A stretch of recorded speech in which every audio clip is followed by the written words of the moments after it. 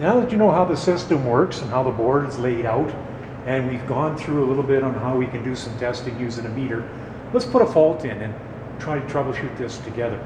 So I put a fault in the system, and of course the first thing you're always going to try to do is duplicate the operator's complaint. So with the board wired up, let's see if we've lost any signal. So my backup light works, my tail lights are working,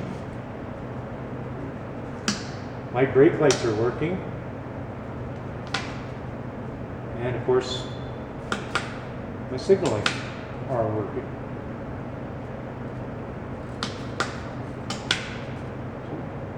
So that tells me then that the system is running, but we must have an issue or the operator wouldn't be here. So let's troubleshoot the system using a multimeter. And let's see what we can determine is happening in the system.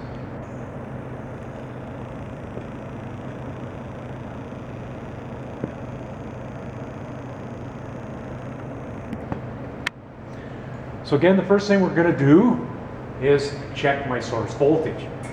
So I'm going to move my meter to volts DC, and I'm going to go to my designated ground A, and I'm going to go to my fuse power B, and we can see we still got our 13.79, so we know we have a good source voltage, and that should not be our issue. Let's check our CAN high. So I'm going to move from B to D, or sorry, I'm going to check my CAN low. And you can see I've got it communicating, but you'll notice that it is raised a little bit. Okay? Now, one of the things you got to understand with multiplexing, and up to this point in time in our career, when we're using meters and things like that, we're used to seeing drastic changes in voltage when we have issues in the system. In multiplexing, you'll notice the changes are very, very subtle. Okay? Maybe 0.1 of a volt. A lot of times it's a little less. So let's go into CAN high and see if we notice anything there. So we notice CAN high is still fluctuating a little bit, but it's not changing as much as it did before. So that tells me right off the bat that I definitely have an issue in the system. Because everything seems to be working, that means the system has a very minute problem. So the only thing left to check is our terminating resistors.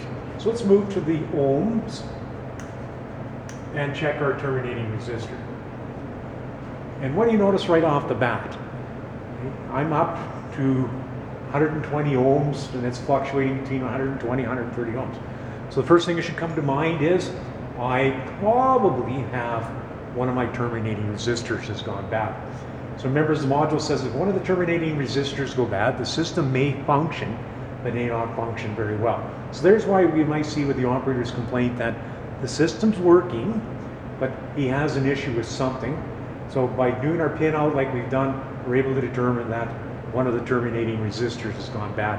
And now I can take my meter and go into the, and unplug my terminating resistors to determine which terminating resistor has gone open.